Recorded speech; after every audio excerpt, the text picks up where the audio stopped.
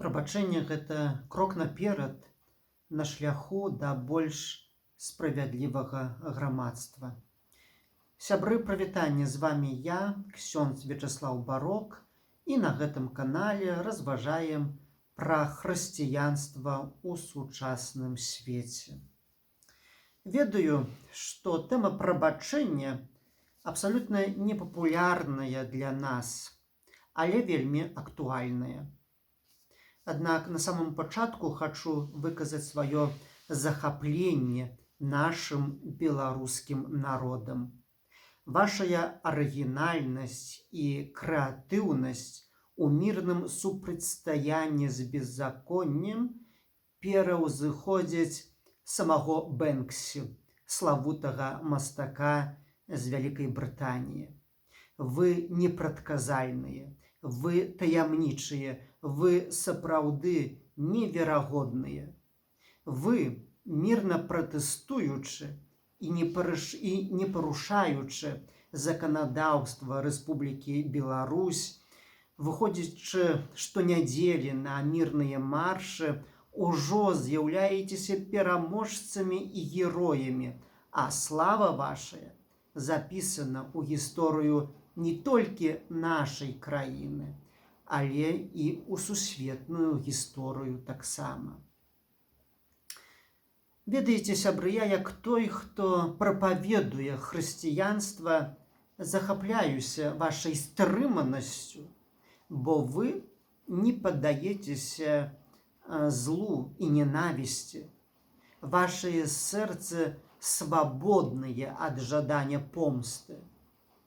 Неаспрэчным аргументам на тое ёсць мірны характар пратэстаў, чаго нельга сказаць, на жаль, пра тых, хто ў сваіх дзеяннях пасунуўся да выканання незаконных загадаў. Ведаеце, нават часам не бачуць праблемы, што выконваць загад незаконна, не задумваюцца над гэтым. Гэта сапраўды ёсць трагедыя. Аднак у сённяшняй сітуацыі бачу вялікую патрэбу звярнуць увагу на небяспечны шлях, на які можа сысці наша грамадства. І гэта была б катастрофа для ўсіх нас. Мова ідзе пра магчымасць няздольнасці прабачыць крыўдзіцелям, што ў сваю чаргу вядзе да знішчэння унутранага супакою і нават будучыні. Як заўважыў, тэма прабачэння непапулярная, бо сёння ў атмасферы мірных пратэстаў гучаць заклікі «не забудзем», «не прабачым». Але лічу, хоць гэта тэма і не ёсць папулярнай, але вельмі актуальная, бо ёсць пагроза ігнаравання небяспекі, якую нясе непрабачэнне. Адчуваю, што гэтай тэмай сустрэнуся з незразуменнем з боку значнай часткі грамадства і таксама сваіх слухачоў. І гэтыя цяжкія словы, гэта цяжкая тэма, якую парушаю, ніякім чынам не дададуць мне папулярнасці. Аднак, ведаеце, сябры, я не хайп лаўлю на ўзнікшым у нашай краіне супрацьстаянні, але выконваючы сваё пастырскае служэнне, імкнуся прапаведаваць Евангелле.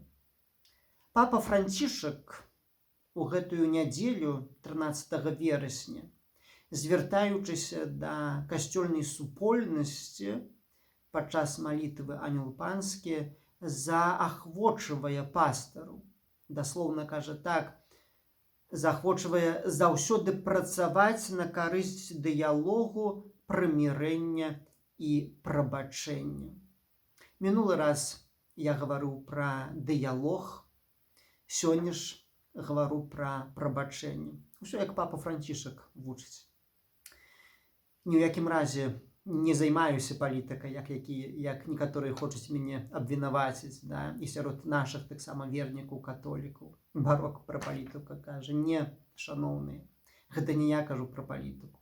Калі вы бянтэжыцеся, слухаючы мае словы, то ставце пытанне адносна сваёй веры, хрысціянства. І вось,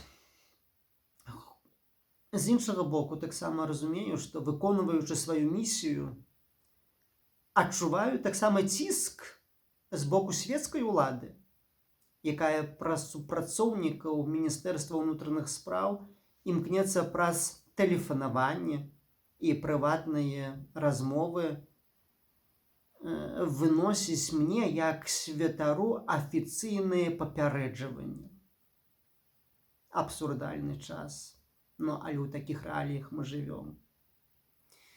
І ведаеце, нежаданне чуць пра прабачэнне з боку адных і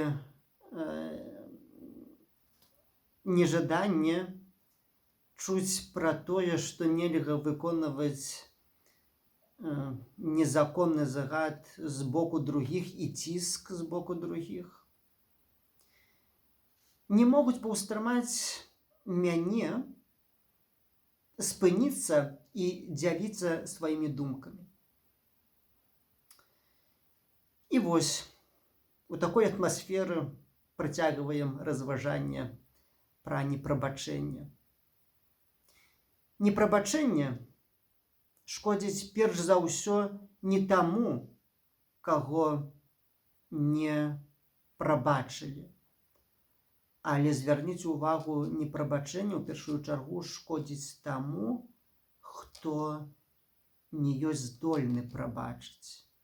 Пакрыўджаны, які не здольны прабачыць, трапляе ў няволю ненавісці. І тут нічога добрага няма. Хрысціянская канцэпцыя прабачэння не пярэчыць прынцыпу справядлівасці. Больш за тое, прабачэнне матывуе да спынення зла і асуджэння злачынстваў шляхам пакарання саміх злачынцаў. Христос, апавядаючы прыпавесць пра дараванне і навучаючы прабачаць 77 разоў, а гучыць гэта прыпавесць у Евангеліі паводле святога Мацвея у раздзеле 18, вершы з 21 па 35. Завяршае гэтую прыпавесць Божы Сын вельмі моцным акцэнтам, пастаўленым на справядлівасць. Бачыце, з аднаго боку гаворыць пра прабачэнне, а з іншага боку кажа аб тым, што справядлівасць ёсць непазбежная ў гэтым свеце. І вось у прыпавесці гаспадар ставіць кропку ў існаванні зла. Ён спачатку, гэты гаспадар, праявіў міласэрнасць да свайго даўжніка, прабачыў яму, а пасля асудзіў яго даўжніка.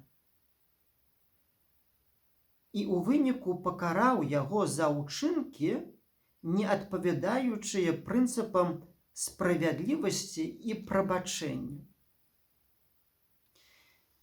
Магчыма, цяжкасць з праяўленнем прабачэння да крыўдзіцеляў, у тым ліку і да катаў, якія выявіліся сярод супрацоўнікаў Міністэрства ўнутраных спраў, сілавікоў, існуе таму, што мы не да канца разумеем, што азначае гэта слова прабачыць і што значыць прабачыць.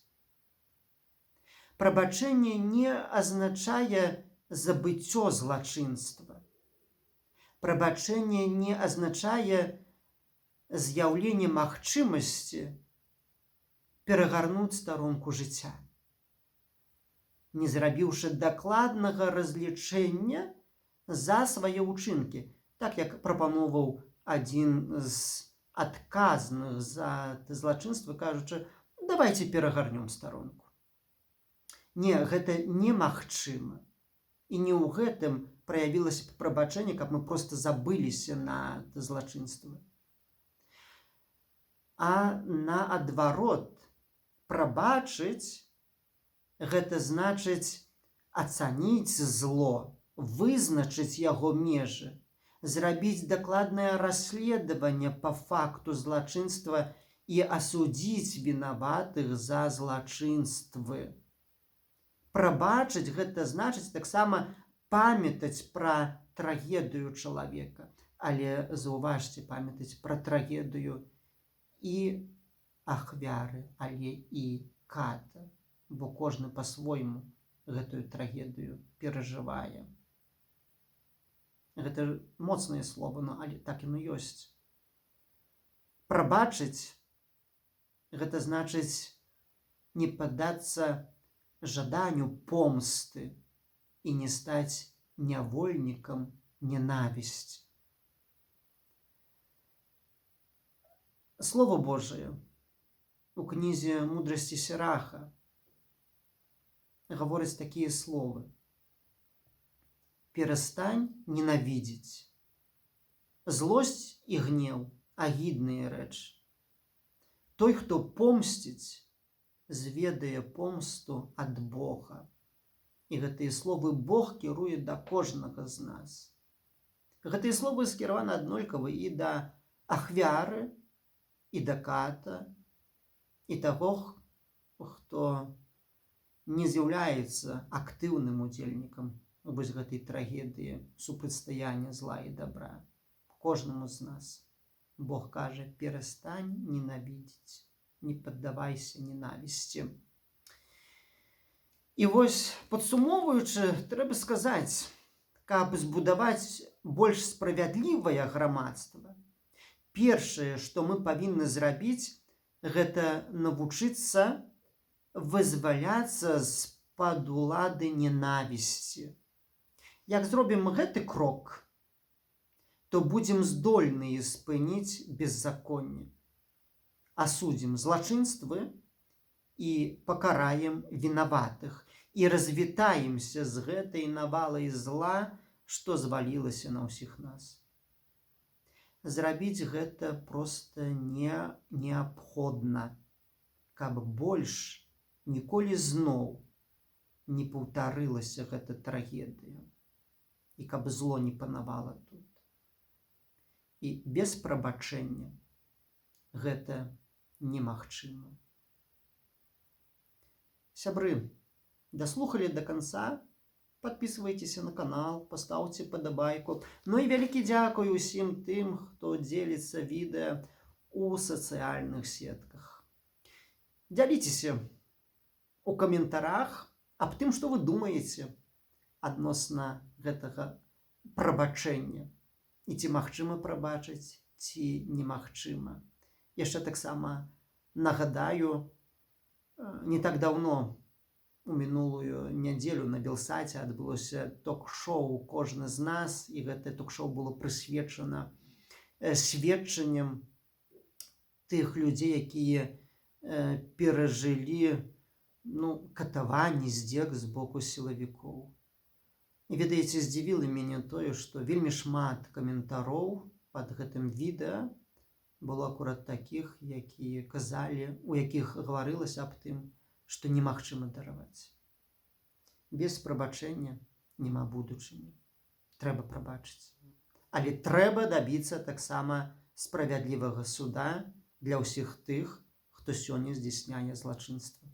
Каб яны яшчэ тут, на зямлі, адказалі за ўсе свае ўчынкі. Бог будзе суддзя ў жыцці вечным, але мы людзі, калі з'яўляемся хрысціянамі, калі маем любоў у сэрцы, каб рэалізаваць сваю любоў, мы павінны выканаць закон, а закон патрабуе справядлівага асуджэння. Да новых сустрэчаў на гэтым канале. З Богом!